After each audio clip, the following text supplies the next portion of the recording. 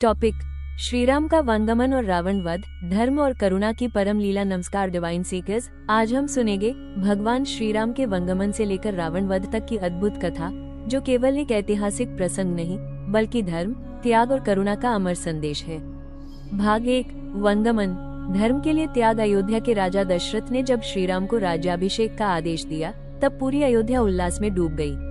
किंतु उसी समय कैकेयी ने अपने वचन के पालन हेतु राम को 14 वर्ष के वनवास का वर मांग लिया।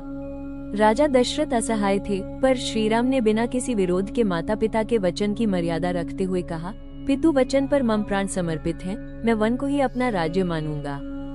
सीता और लक्ष्मण भी उनके साथ वन को चले गए। ये क्षण केवल वनगमन नहीं था, बल्कि त्याग और धर्म की पराकाष्ठा थी।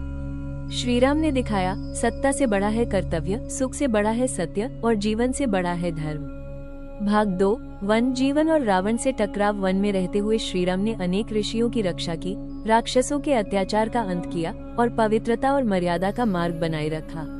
एक दिन रावण की बहन शूर्पणखा लक्ष्मण द्वारा अपमानित हुई। वह लंका जाकर रावण को भड़काती है। रावण अपने अहंकार और कामवासनाओं से अंधा होकर माता सीता का हरण कर लेता है। उस क्षण से आरंभ होता है अधर्म और धर्म के बीच महायुद्ध का युग।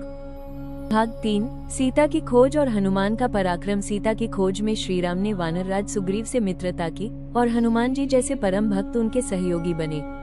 हनुमान जी का लंका में जाना, अशोक वाटिका में माता सीता से मिलना और रावण की नगरी में श्रीराम का नाम जलाना, ये सब भक्ति और वीरता का दिव्य प्रतीक है। भाग 4: रावण वध। अहंकार का अंत। लंका युद्ध में श्रीराम ने अनेक योद्धाओं को परास्त किया और अंततः रावण का वध करके धर्म की स्थापना की। रावण विद्वान था, भक्त था, परंतु उसका अहंकार ही उसका पतन बन गया। श्रीराम ने ये सिखाया, अहंकार चाहे कितना भी ज्ञानवान क्यों न हो, जब तक उसमें नम्रता नहीं, तब तक वो विनाश को आमंत्रित करता है।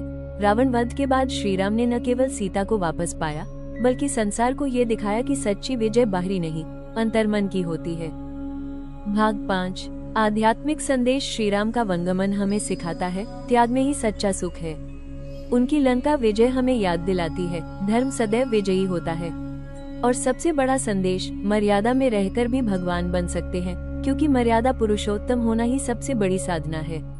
समापन वाक्य: जय श्री राम।